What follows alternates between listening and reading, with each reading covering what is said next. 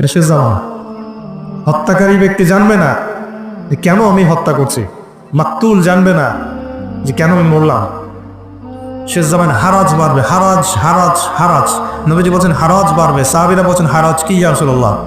নবীজি বলছেন যে মানে অস্বাভাবিক হারে হত্যাকাণ্ড বাড়তে থাকে। আমি পরিসংখ্যান দিয়ে দিই আপনাকে দুইটা।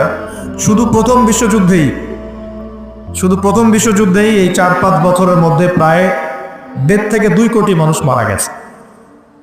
কত কোটি? আর আরো বেশি, অনেকে বলেন 2.5 কোটি 3 কোটি, আমি একটা মিনিমাম রেঞ্জ বললাম।